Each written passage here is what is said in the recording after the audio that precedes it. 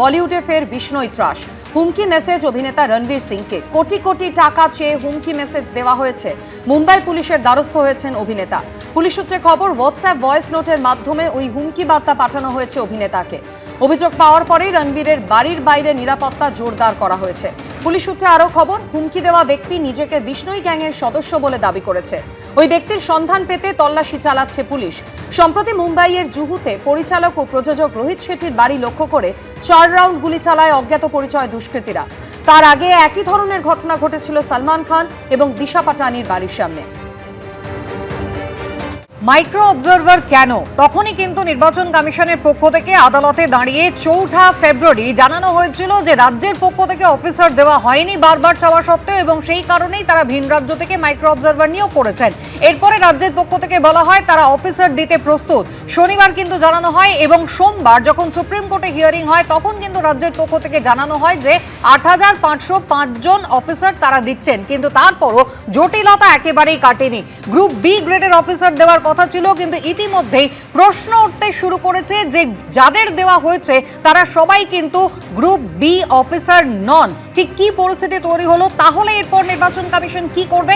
কথা বলবো, রুমা পাল রয়েছেন টেলিফোন লাইনে। রুমা, দেখো 8505 জনের এদের তালিকা কিন্তু আপাতত স্ক্রুটনি করবে কমিশন, এবং বলা হচ্ছে যে অনেকের নাম এরকম রয়েছে যারা ARO হিসেবে কাজ করছেন, তাহলে তাদের আবার মাইক্রো অবজারভার হিসেবে কাজে কিভাবে নেবেন? অন্যদিকে এটাও ঠিক যে এদের লগ ইন ক্রিয়েট করতে কিন্তু 6 থেকে 7 দিন সময় লাগবে।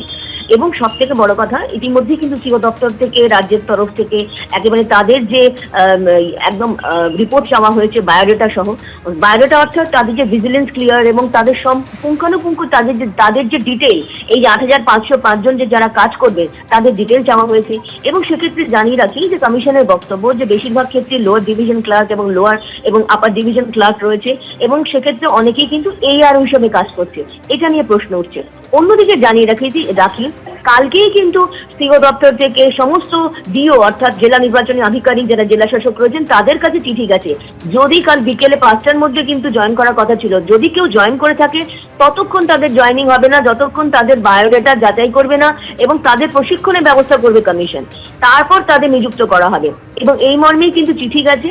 এবং অবশ্যই যদি কেউ কালকে জেলা নির্বাচনী আধিকারিক বা EROর কাছে কেউ জয়েন করে থাকে তাহলে তাদের তালিকা সিও দপ্তরে পাঠানোর নির্দেশ। অর্থাৎ 8505 জন কবে জয়েন করবেন, কিভাবে জয়েন করবেন, কোথায় জয়েন করবেন, কবে প্রশিক্ষণ হবে, এটা নিয়ে কিন্তু এখন অবশ্যই প্রশ্নচিহ্ন রয়েছে। কারণ বেশিরভাগ ক্ষেত্রে বলা হচ্ছে যে এদের লগ ইন ক্রিয়েট করতে কিন্তু 6 থেকে 7 দিন সময় লাগবে। অর্থাৎ একদম শেষ লগ্নে এসে এই 8505 জনের কি কাজ সেটা কমিশন ঠিক করবে। কবে ঠিক করবে, এটাই সব থেকে বড় প্রশ্ন। রুমা, ধন্যবাদ। মাইক্রো অবজারভার নিয়োগকে কেন্দ্র করে যে জটিলতার সৃষ্টি হয়েছে তা নিয়েও শুরু হয়ে গিয়েছে রাজনৈতিক চর্চা। নির্বাচন কমিশন যে অযোগ্য অপদার্থ কোর্টের পরপর অর্ডারের মধ্য দিয়ে সব পরিষ্কার। আবার একই রকম ভাবে যদি 8500 গ্রুপ বি দেওয়ার যোগ্যতা সরকারের থেকেই থাকে, এখন দিতে পারছেন, তাহলে গত 3 মাস ধরে দেননি কেন? অক্টোবরের শেষ থেকে আমরা এই নাটকটা দেখছি। চিত্রনাট্য লিখেছে বিজেপি আর নাটকটাকে মানুষের সামনে পেশ করছে ইলেকশন কমিশন।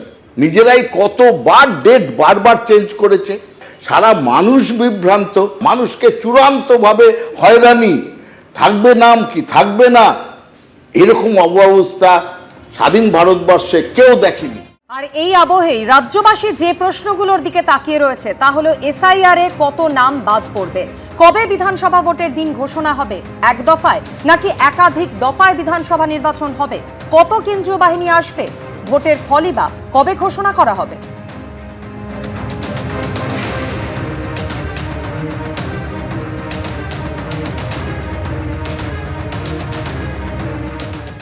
এবিপি আনন্দ, এগিয়ে থাকে, এগিয়ে রাখে।